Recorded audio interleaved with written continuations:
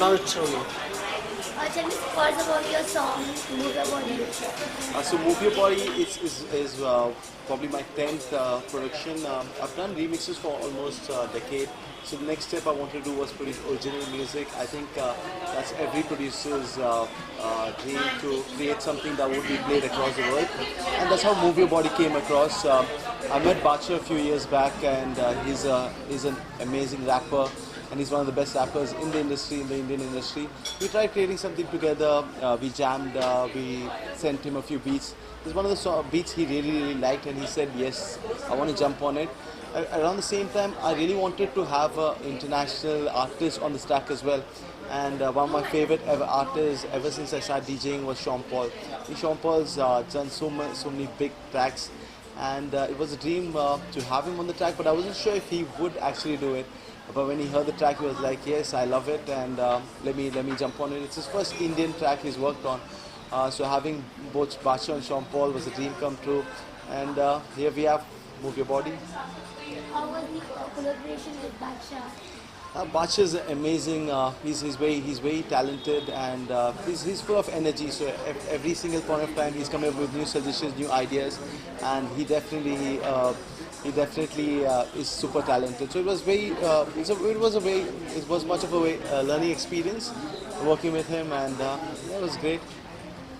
How was the working experience with him, and how you managed Bacha?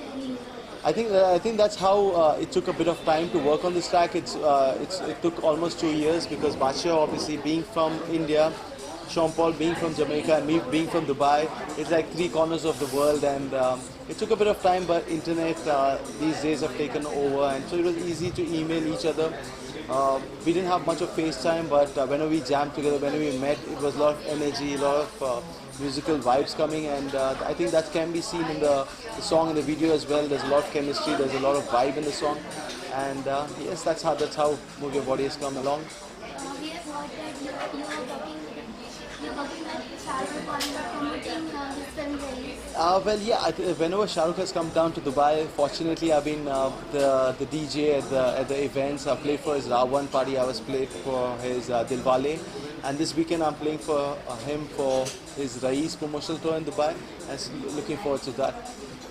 So you're looking for more upcoming projects? I have a few songs coming up, a few original songs which are releasing in 2017. My next song is coming up with Bohemia, another favorite rapper of mine. Also have a few other projects which I will be announcing soon, but 2017 is going to be a crazy year, bringing a lot of urban music to India, and trying to take in Bollywood music to the world as well. Now, after working with Bacha, who is the next singer you want to work with, or you want to sing for next superstar? I think I've always been a fan of Yo-Yo Honey Singh, so definitely when he makes a comeback, I would definitely want to do a track with him. He's been a big inspiration, and I think he's changed the Indian pop music industry as well. So definitely Yo-Yo Honey Singh. Now, after Shah Rukh Khan, who will be your next? You want to play DJ? When I started off DJing, Shah Rukh has always been my favorite actor, and it was actually my dream that one day I would play for Shah Rukh Khan, and that's when I would, feel like, DJing was worth it. And a few years back, when I got a call from one of his friends saying that, okay, we're having a house party, we want you to come down. I didn't believe it, but yeah, Shah Rukh's definitely my favorite, and it's been every single time. He's full of energy. The parties are great, and yeah.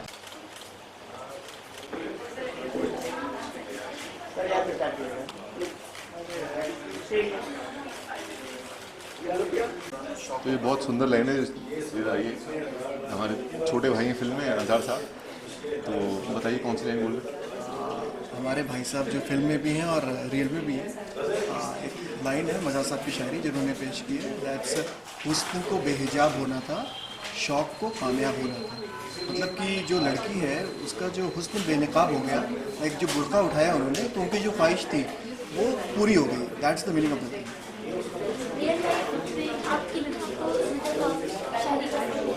बहुत पसंद है, जितनी समझ में आती है उतनी तो अच्छी लगती है। बहुत एक रोमांस, एक रोमानी, एक बहुत सोलफुल एक फीलिंग होती है जब भी देखते हैं, सुनते हैं, तो अच्छा लगता है। हम बचपन से सुनते हैं। आपको हमेशा अलग डेज में कभी गाते हुए देखा है, इस बार हम आपको शायर के रोल में देखने वाले हो, तो मतलब किस तरीके से ऑडियंस एंटरटेन हो?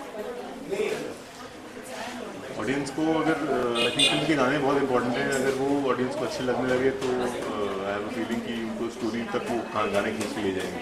Thank you so much. Thank you. इधर लाओ ना, चलो आप इधर खड़े हो, चलो मेरा हाथ नहीं लेना, आ रहा है हाथ, हाँ चलिए। और जैसे सबसे पहले तो म्यूजिक के बारे में जानना चाहेंगे मजीद के, कि आपने किस तरीके से फिर से मजाज जैसे सबसे पहले तो मजाज की सिंगिंग के बारे में जाने, आपने उसमें गाने गाए हैं और आप बहुत अच्छी गजल सिंगर, किस तरीके का गाना है और थोड़ी दो लाइनें अगर हो जाए तो। सबसे पहले तो गाने। सवाल मत कीजिए, मैं खुद बोल देता हूँ, नो प्रॉब्लम। देखिए, मैं हूँ दौलत अजीज़ और मैंने मजाज फिल्म की मौसीकी तरतीब दी है, यानी कि कंपोज किया है, गाया है। मजाज लखनवी बहुत बड़े शायर थे, मतलब उर्दू पोइट्री लिटरेचर में और उस दुनिया में उनका बड़ा मकाम था। Can I have some silence on the sets please? Just too much of background noise here. मैं ओके, फिर से बोल रहा हूँ। मैं हूँ दौलत अजीज़ और मैं आपको बताना चाहूँगा कि फ़िल्म मजाज है गाने दिल क्या करूँ कि म्यूज़िक मैंने तरतीब दी है, आई हैव कंपोज, और उसमें मैंने 7 गज़ल और नज़में गाई हैं। मेरे साथ एक सूफियाना कलाम सोनू निगम ने भी गाया है, वो मेरे बहुत ही करीब हैं और उन्होंने बहुत ही खूबसूरती के साथ ये गाया है। और अलका याग्निक, वो भी एक गज़ल एक मुजरा स्टाइल में गाई हैं। तो ये मौसीकी जो है आप ज़रूर सुनिएगा ये साउंड ट्रैक, क्योंकि बहुत अरसे के बाद आपको पोइट्री, मेलोडी और सोल एक ही साउंड ट्रैक में मिलेगा। रही बात फिल्म की, फिल्म रिलीज़ हो रही है 20 जनवरी को, बहुत ही प्यार से बनाई गई है ये। शकील अख्तर साहब जो इसके प्रोड्यूसर हैं, 3-4 साल से इसमें लगे हैं, काफ़ी मेहनत लगी है। सोलो प्रोडक्शन है उनका, ड्रीम मर्चेंट फिल्म्स का। तो ज़रूर देखिएगा, सराहिएगा, क्योंकि इस किस्म की फिल्में बहुत कम बनती हैं और पहली बार तो नहीं कहूँगा, बहुत अरसे के बाद एक फिल्म में कुछ 10-11 गाने या गज़लियात, नज़में, जो भी कहें, गीत आपको सुनने और देखने को मिलेगा। तो जहन में बहुत सारे नाम आए, इरफान खान साहब आए, मैंने उन्हें भी अप्रोच किया था एक वक्त था। मैं मनोज बाजपेयी जी से जाकर के उनके घर पे मिला था, उन्होंने भी काफ़ी मुझे मतलब सराहा। और फिर फिर प्रियांशु जी से मेरी मुलाकात हुई, तो मैंने ये कोशिश की कि ये फिल्म में मजाज को सही तरीके से दिखाने की कोशिश हो, जो मजाज लगना चाहिए। तो मैंने कहा कि भाई प्रियांशु जी से मेरी मुलाकात हुई, मैंने देखा तो मुझे ये लगा कि इनकी तस्वीर और इनका मुझे प्रियांशु का लुक और मजाज का लुक, प्रियांशु साहब का लुक और मजाज के लुक में मुझे सिर्फ 10% का फ़र्क नज़र आया। तो फिर मैंने आपसे इनसे प्रियांशु जी से मैंने कहा है कि मैं मजाज बना रहा हूँ, आप अगर इस फिल्म में इंटरेस्टेड हैं तो आप बताइए। तो उन्होंने बहुत खुले दिल से वो कहे कि नहीं शकील साहब, मैं ज़रूर करूँगा इस फिल्म को। तो मैंने कहा कि लेकिन हमारी कुछ इसके आपसे रिक्वेस्ट है कि वो गेटअप जो मैं चाहता हूँ उस गेटअप में आपको आना पड़ेगा। उस वक्त वो कोई फिल्म आपकी कर रहे थे जिसमें मुस्तैश था उनका, छोटे छोटे बाल थे। मैंने कहा आपको बाल ग्रो करना होगा, लंबे बाल होंगे। तो उन्होंने कहा कि वो आजकल का वो विग वगैरह लगा लूँगा, चल रहा। मैंने कहा नहीं, मैं रियल हेयर चाहिए, रियल हर चीज़ चाहिए आपकी। तो आई अप्रिशिएट कि मजाज ये प्रियांशु जी ने मेरी हर वो बात मानी, हर वो बात कि जो कपड़ा जैसे पहनना है वो मजाज अपने मतलब इनका एक स्टाइल था कि वो जो मुशायरे में पढ़ते थे तो अपने बालों में अपने हाथों से उंगलियों से कंघा करते रहते थे, चलने का झूम के वो चलते थे। ये सारी चीज़ों को मैंने प्रियांशु जी को कहा कि देखिए प्रियांशु जी, ये इनका लुक है, अब इसमें आपको ढलना है। और 95% प्रियांशु जी इस रोल में ढल चुके। तो इससे बेहतर अदाकार हमें नहीं लगता है कि मजाज के किरदार को निभा सकता है जो इन्होंने निभाया है। और मैं इसके लिए प्रियांशु जी को बहुत बधाई देता हूँ कि उन्होंने हमारी जो रिक्वायरमेंट थी फिल्म के अंदर उसको बहुत ही अच्छे तरीके से निभाया है। और डायलॉग्स डिलीवरी भी इनकी इतनी अच्छी है कि आप फिल्म में देखेंगे तो बहुत अच्छा लगेगा आपको।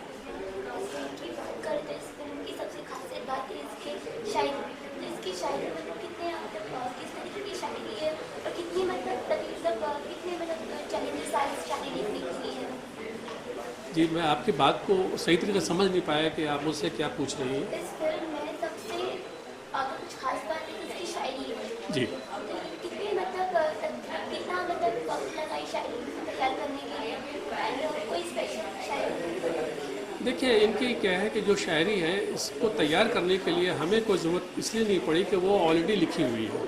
एडेप्टेशन और मजाज की शायरी को मैंने फिल्म में डाला है, और दो सूफियाना एक है और एक आपके शादियाना है, जो मैंने मतलब कि लिरिसिस्ट से लिखवाया है। बाकी जो भी इसके गाने हैं, सॉरी जो शायरी है, नज़्म है या गज़ल है, वो मजाज की अपनी लिखी हुई है, जिसको मैंने फिल्मों में पिरोया है। और इसकी कंपोजिशन तलत अजीज़ साहब ने दिया है, सोनू निगम साहब ने अपनी आवाज़ दी है, अलका याग्निक जी ने अपनी आवाज़ दी है, और तलत अजीज़ साहब ने बड़े अच्छे अंदाज से मतलब कि गज़ल को नगमा नुमा तरीक़े से गा करके सारे अवाम को जो है महसूस कर दिया है।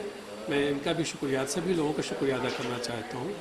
और मजाज की शायरी तो कोई एक तो है नहीं, उनके तो कहिए कि शुरू करूँ तो शायद आपको रात हो जाएगी सुनते सुनते, तो आप कहें तो मैं एक दो शायर उनके शेर को बोल दूँ तो आप, जैसे वो है, हुस्न को बेहिजाब होना था, शौक़ को कामयाब होना था, हुस्न को बेहिजाब होना था, शौक़ को कामयाब होना था, तस्कीन दिल, दूसरी शायरी इनकी है, तस्कीन दिल महसूस न हुई वो करम फरमा भी गए।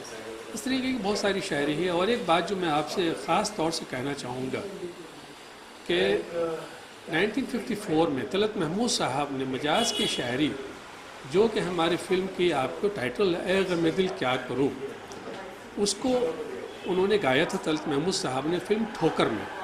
और जहाँ मैं खड़ा हूँ अभी, वो सरदार मलिक साहब के जो बेटे हैं अबरार मलिक साहब, अनु मलिक साहब, वहाँ पे मैं खड़ा होकर ये आपको बता रहा हूँ कि इनके फादर ने इसकी कंपोजिशन की थी, ए ग़म दिल क्या करूँ, वहशत दिल क्या करूँ, 1954 में, और तलत महमूद साहब ने इसको अपनी आवाज़ दी थी।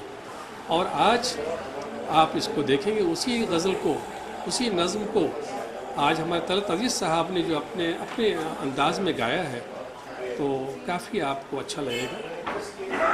और इस फिल्म के जो डायरेक्टर हैं रविंद्र सिंह, उन्होंने अथाह कोशिश की है, पूरे साल भर वो स्क्रिप्ट पर काम करते रहे, और बहुत अच्छी उन्होंने मेहनत से अपनी पिक्चराइजेशन की है। और मैं इसके लिए उनको बधाई देता हूँ कि वो एक अच्छे डायरेक्टर साबित हुए हैं इस फिल्म के ज़रिए। मैं आगे भी इनके साथ काम करने की उम्मीद करता हूँ। और डॉक्टर मदीउर रहमान साहब जो हमारे सरपरस्त भी हैं, हमारे सीनियर भी हैं, हमारे बुजुर्ग भी हैं, और अलीगढ़ मुस्लिम यूनिवर्सिटी के वो प्रोफेसर भी रह चुके हैं। इस फिल्म में वो हमारे साथ साथ हैं, हमारे पार्टनर भी हैं, और मैं उनका भी शुक्रिया तहे दिल से अदा करता हूँ। और ख़ास आप जिंग से हैं, ZTC से हैं, तो मैं ZTC और जी म्यूज़िक का तो तहे दिल से शुक्रगुज़ार हूँ कि उन्होंने हमें इतना अच्छा प्रमोशन दिया है, इतनी एकदम हौसला मेरा बढ़ाया है। और कल जब आप कोमल नाहटा साहब ने हमारा इंटरव्यू ZTC पे लिया, और जो मैंने रात को वो अपना इंटरव्यू देखा है, मैं सही माने में जी का तहे दिल से शुक्र अदा करता हूँ, और कोमल नाहटा साहब पूरी टीम का, कि इन लोगों ने जिंग के, ZTC के और जो भी हैं, इतना स्पेशली मजाज के लिए उन लोगों के दिलों में कहीं न कहीं कुछ जगह पैदा हो गई, जिसकी वजह से वो हमें इतना ज़्यादा प्रमोट कर रहे हैं। I am really thankful to them. Thank you very much. Thank you.